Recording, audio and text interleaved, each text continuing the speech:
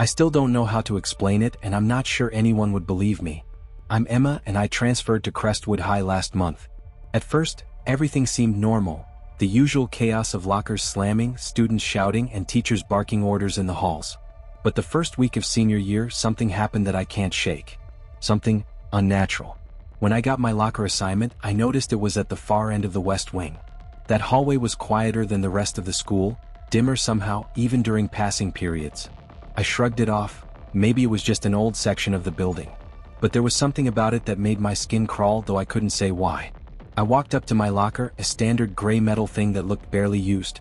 When I opened it for the first time, I froze. It wasn't empty. A piece of paper lay on the shelf, folded neatly. My fingers trembled as I picked it up and unfolded it. Do not open your locker at night. Do not stay after school. He waits. I laughed nervously, stuffing the note back inside. Probably some dumb prank from the seniors. But something about the handwriting felt wrong. Jagged, uneven, like it had been clawed onto the page. I shoved my books in and tried to forget about it. The next day I got to school early. As I walked past the West Wing, the lights flickered. I could swear I heard whispers coming from the lockers. Not normal chatter, more like murmurs, low and pleading. My stomach knotted. I shook my head. I was imagining things. But I wasn't. When I opened my locker again, there was another note. My hands trembled as I unfolded it. I see you. Don't look behind you. I spun around. The hallway was empty. Just my reflection in the polished floors and my own rapid breathing. I shoved my books inside my backpack and ran to class. My friends noticed nothing, but I couldn't stop glancing over my shoulder all day. Over the next few days, the notes became more frequent. Hidden in my backpack, slipped into my notebook, even taped to my bathroom mirror at home. Each one scarier than the last. You can't hide forever. He knows your schedule. Soon you'll be part of the lockers. Forever. I stopped telling anyone. They'd call me paranoid. But I could feel it watching. Always. When I walked down the hall, I thought I saw movement out of the corner of my eye. A shadow that vanished when I looked directly. Sometimes I could hear metal scraping softly, like fingernails dragging along the locker doors. One night I stayed up too long scrolling my phone. A notification popped up from an address I didn't recognize. You ignored my warning. Now I'm closer than you think. The temperature in my room plummeted. My blanket felt like stone against my skin. That's when I saw it, a reflection in my bedroom mirror. A tall figure, black and featureless, standing in the corner. I froze. My phone slipped from my hands. I don't know how long I stared before it vanished. But I couldn't sleep that night, and I couldn't bring myself to return to school. My friends noticed my absence. They asked. I lied. I just couldn't explain. A week later I forced myself to return. Crestwood felt different. The halls were empty, silent, almost expectant. I walked to the West Wing, my heart pounding so hard I thought it would burst. When I reached the end of the hall, my locker row wasn't there.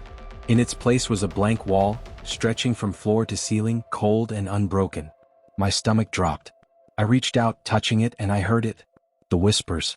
Low, pleading, coming from inside the wall. I stepped back, my knees weak. And then I saw it, a faint outline of my locker, glowing slightly in the darkness. The whispers grew louder, almost frantic. Open me, open me. I wanted to run, but my feet were rooted to the floor. My hand moved on its own, brushing against the wall. I felt cold metal. A metallic click echoed from somewhere inside. The whispers became urgent. I stumbled backward, tripping over my own feet. My heart felt like it would burst. Something was trying to pull me closer. I could see my reflection on the polished floor, and in it, the shadow of a figure behind me. I spun around, empty hallway. That night, I dreamt of the lockers. They were alive. Thousands of gray doors stretching endlessly, and inside each one, faces, my face twisted and screaming, trapped behind metal. I woke in a cold sweat, my room dark and silent, except for the faint sound of metal scraping. The next morning, I didn't go back to school. I stayed in my room, but the notes kept coming, sliding under the door, appearing on my desk, even written in my notebook when I swore I hadn't touched it. Each one worse than the last. He's patient. He never forgets. One day you'll open the wrong locker, and you'll never leave. I never returned to Crestwood High after that. But sometimes when I drive past the school at night, I see the West Wing's windows glowing faintly. And if I press my ear to the cold glass, I can hear a locker creak open and my name whispered back at me. I still hear the whispers sometimes in my apartment. Always faint, always behind me. And I know without a doubt that it's waiting. Always waiting. I've always hated Thursday detentions. Everyone does, right? Sit there, do your homework, stare at the clock, and count down the minutes until you're free. But that Thursday at Maplewood High changed everything. Something about that day felt wrong the second I stepped into room 213. I didn't know it yet, but I was about to discover that detentions could be much worse than boring. They could be deadly. "Tyler," Mr. Greer said, his voice unusually flat and stiff, like he was reading from a script written by someone else. "Detentions until 6 p.m. No talking, no phones." I nodded, trying to shrug off the weird feeling settling in my chest. The hallway outside was empty. Too empty. Even the janitor had already left, and the door clicked shut behind me with a sound that seemed louder than it should have. I sat down, flicking open my notebook, trying to focus on math problems I barely understood. But the silence in the room, it wasn't peaceful. It was oppressive, heavy, almost alive. Every tick of the clock seemed to echo through the walls like a drum counting down to something terrible. Hours passed, or maybe minutes, I couldn't tell. Then I heard it, a scratching sound, soft at first, coming from the lockers outside the classroom window. Scrape, scrape, scrape. I pressed my face against the glass. Nothing. Empty hallway. I blinked, trying to convince myself it was just the wind, but the sound persisted. My stomach tightened. Something was out there, watching me. I shrugged it off as paranoia. Detentions were boring, right? That had to be it. But then the lights flickered. The clock on the wall started spinning backward. My heart sank. I wanted to run, but the door wouldn't budge. I yanked it, slammed my shoulder against it, and it stayed locked, solid, unyielding. The whisper started then. Faint, unintelligible at first, like a crowd murmuring far away. And then one voice, clear, icy, and unmistakable. "Tyler, you broke the rules." I froze.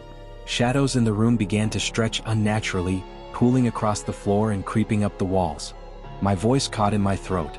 I wanted to scream, but no sound came out. Then I saw her. A girl, pale as death, standing in the doorway.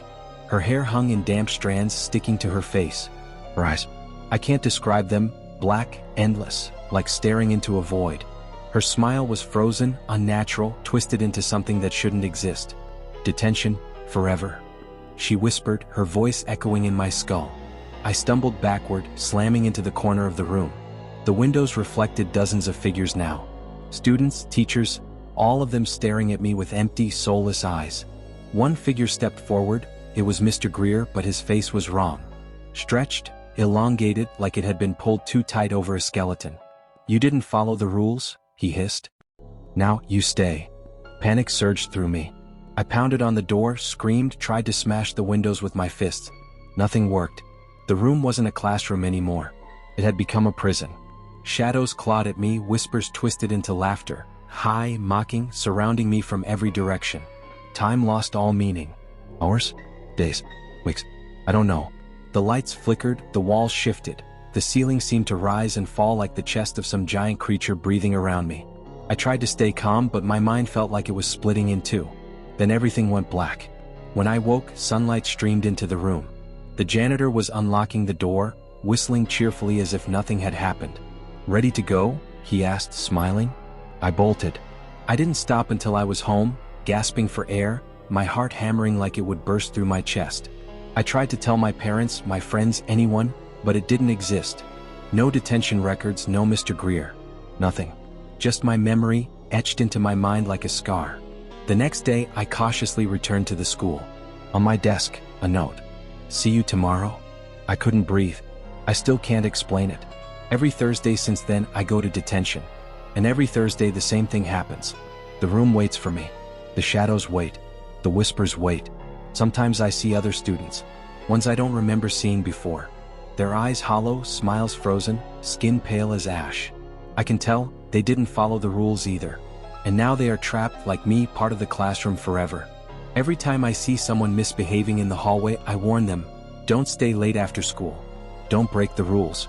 Because Maplewood High has a way of punishing beyond anything you can imagine. And once it claims you, there's no coming back. Even now, writing this, I can feel it, like a pressure on my shoulders, a whisper at the back of my mind. It's patient, waiting. And I know that if I ever slip up, the room will swallow me entirely, and my own eyes will join the hollow-eyed students staring out from the windows, watching the next victim. Detention isn't just a punishment, it's a trap. And I'm still caught inside it. Sometimes the things that watch us, wait for us, or whisper our names aren't just in our imagination. They're real. They lurk in the shadows of the halls we walk every day, in the lockers that shouldn't exist, in classrooms where rules are broken, and in moments when we think we are safe. If you think you're alone, think again. Because what waits in the quiet corners of your school, in the dark moments after everyone has gone home, it never forgets. It is patient, and it will find you. So next time you hear a faint whisper, a scraping behind a door, or see a shadow in the corner of your eye, remember Emma and Tyler. Remember the locker that didn't exist, and the detention that lasts forever. And if you dare to uncover more stories that will haunt your nights and make you question every creaking floorboard, every flickering light, and every shadow in the hall, subscribe to Do of Dread. Because here we don't just tell horror stories, we bring the dread to life. Subscribe and face the fear, if you can.